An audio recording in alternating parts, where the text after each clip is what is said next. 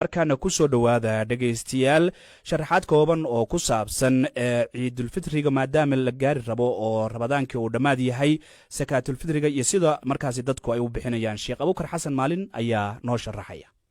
rasuulku sala allahu calayhi wasalam waxa uu waajib yeelay zakaat alfitri si loogu dahiro oo loogu dembi dhaafo qofka sooman khaladaadkii soonka dhexdiisa uga dhacay si looga kabo oo looga saxo oo waxyaalihii nusqaanta ahaa ee qofka sooman ka dhacay ayaa looga kabaa zakaatulfitri ayuu yidhi cabdullaahi binu cabbaas.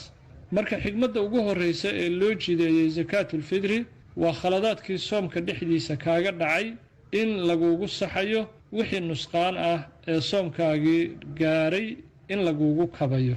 xigmadda labaad ee loo jideeyey cabdullaahi binu cabbaas uu sheegay zakaatulfitri waa tucmatan lilmasaakiin, dadka masaakiinta ah in maalintaa quud looga dhigo oo looga farxiyo.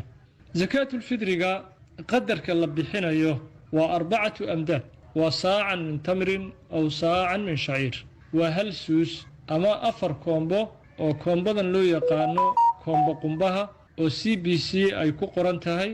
koombadaas 4teeda ayaa halkii qofba laga bixin, taasoo u dhiganta 3 kiilo ayaa halkii qofba laga bixin, ama 4 koombada ay ku qoran tahay CBC.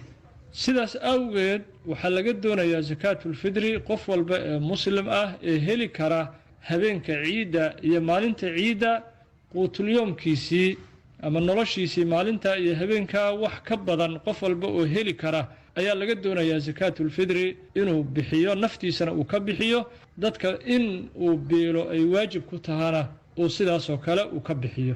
jinsiga la bixinayo ama nooca la bixinayo, waxa la bixinayo waa raashinka quutulqaalibka ah. markaa mandiqada qofku uu ku nool yahay ama magaalada uu ku nool yahay inta badan raashinka laga quuto oo laga cuno ayaa waajib ah qofka muslimka ahi in uu bixiyo.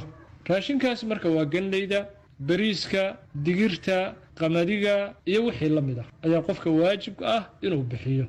qofku inuu lacag uu bixiyo kagama baxayso zakaatulfitri sida saxda ah ee raajixa ah. saxaabada nabiga sala allahu wasalam wabaaraka calayhi iyo salafu haadihi lumma intooda badan waxay ku tageen zakaatulfitri in aan la bixin karin oo aysan ku ansixaynin lacagta.